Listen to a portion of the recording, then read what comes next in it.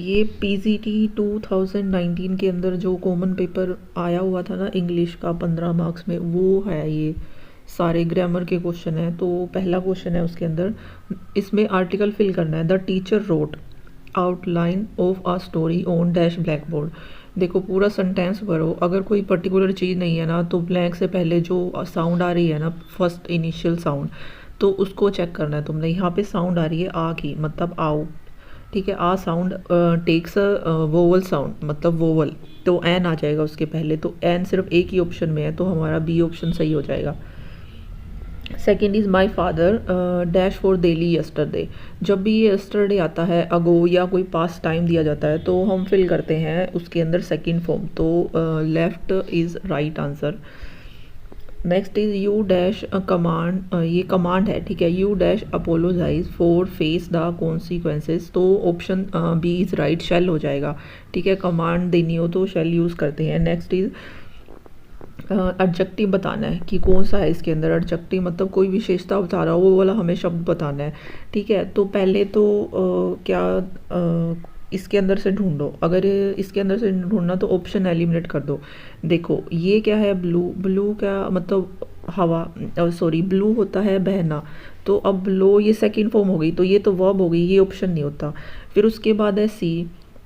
सी क्या होता है, समुंदर। तो तुम ना, ये क्या होता है, समुंदर तो है ये वर्ड, पर अगर इसके साथ हम कोई आगे कुछ ऐड कर दें तो इसका क्या मीनिंग हो जाएगा। अगर मैं कहूँ ह्यूज सी, ठीक है, तो मतलब क्या हो जाएगा, बड़ा सी। तो मतलब अब क्या है, ये एडजेक्टिव है, तो ये तो हुआ नहीं, फिर ये नाउन हो गया, क्योंकि इसके साथ हम एडजेक्टिव ऐड कर सकते हैं। तो ब्लू अब होगी, ये भी नहीं हुआ। अब बच गया ये ब्रीज। ब्रीज और कूल। ठीक है, अब तुम्हें ये देखना है, जब भी किसी नाम से पहले आर्टिकल लग जाते हैं ए एन दा, तो इसका मतलब होता है कि वो नाउन होता है।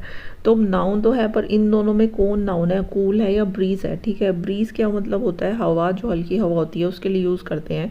तो अब ये कह रहे हैं जो ब्रीज है वो कैसी है, कूल है, मतलब कि ठंडी है। जो हवा की हो, इसने क्या कर दिया और ऐड कर दी उसके अंदर बात कि जो ठंडी हवा है। तो हमारे यहाँ पे कूल एडजेक्टिव है और ब्रीज हमारी क्या हो जाएगी, नाउन हो जाएगा। ऐसे करके कर सकते हैं, या फिर इसको ऐसे कर सकते हैं।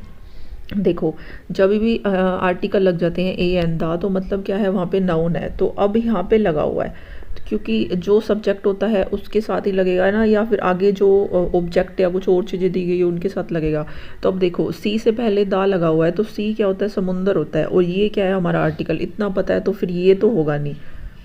ठीक है, और सी एक नाउन होता है। फिर फ्रोम क्या है, एक प्रेपोजिशन है। ब्लू क्या है, एक मतलब वो है, वर्ब है।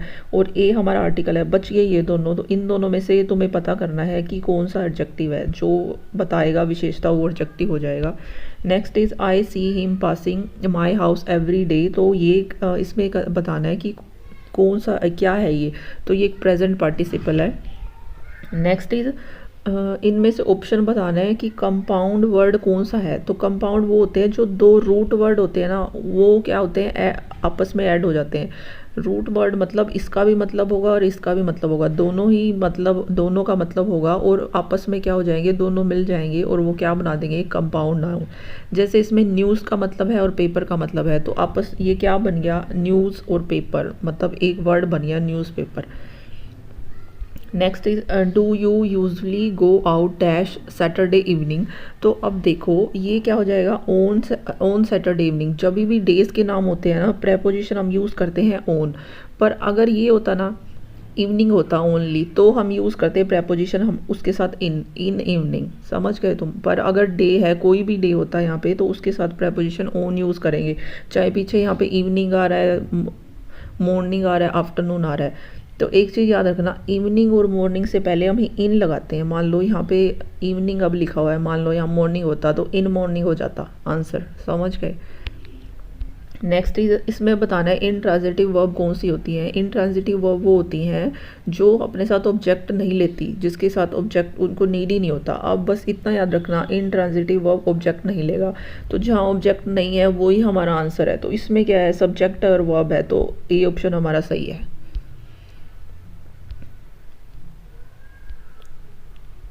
Next is which one of the following word is not a noun. इसमें बताना है कि नाउन कौन सा नहीं है। तो देख लो वो लगा के देख लेते हैं इससे पहले आर्टिकल। तो एडवाइस मतलब एडवाइस मतलब पीस ऑफ एडवाइस ये कर सकते हैं हम, ठीक है। डिवाइस कोई भी एक डिवाइस, ठीक है। राइस मतलब एक राइस का दाना। नाइस नहीं, ये नहीं कर सकते। नाइस नहीं।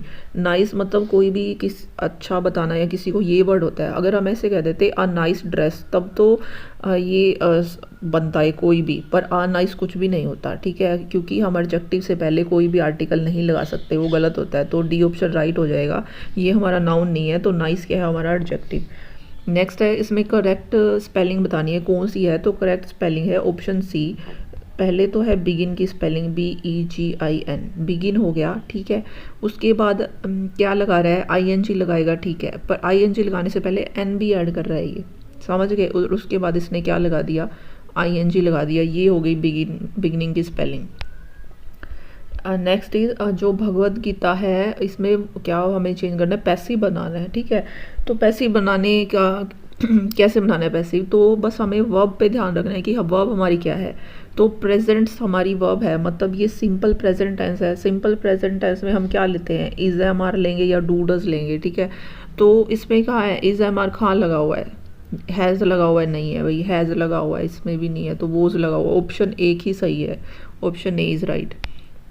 Next, reading improves your knowledge. तो यहाँ पे क्या बताना है हमको, जीरण बताना है। इसमें जीरण कौन सा है, तो रीडिंग एक जीरण है।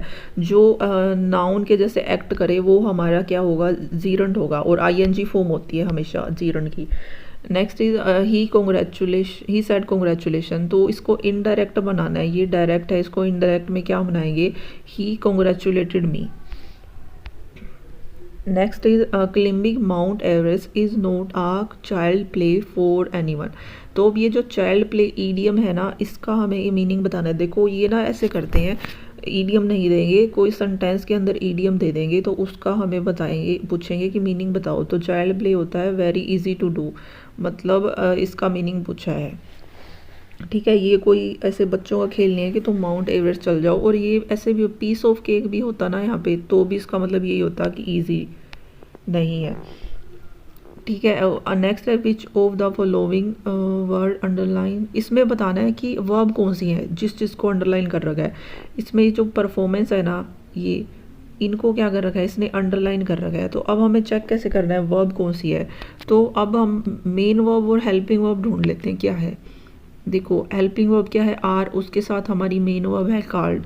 तो ये हमारा पहला नहीं हुआ, ठीक है। परफॉर्मेंस अब यहाँ पे नाउन है। नेक्स्ट है इनेक्टेड। इनेक्टेड हमारी वर्ब हो गई, तो परफॉर्मर्स नहीं हुए, तो परफॉर्मर्स हमारे क्या हो गए, मतलब नाउन है। इसके बाद है each actor performed in a space on the stage in Raslila. तो अब क्या है, इसके अंदर क्या ये वर्ब है का काम कर रही है, चेक करते हैं। अब नेक्स्ट देखते हैं। इसके बाद है परफॉर्म, मतलब हमारा मेन वर्ब क्या है, इसमें मूड है, मतलब ये सेकंड फॉर्म हो गई हमारी मूड यहाँ पे। तो ये क्या हो गई हमारी वर्ब, तो ये ऑप्शन भी कट गया, पहला भी कट गया, सेकंड भी, फोर्थ भी। अब बच गया सी, तो सी हमारा राइट है, क्योंकि ईच एक्टर यहाँ पे क्या है हमारी वो है सब्जेक्ट, और ये परफॉर्म्ड क्या कर रहा है यहाँ पे, वर्ब का काम कर रहा है। तो आज के लिए बस इतना ही।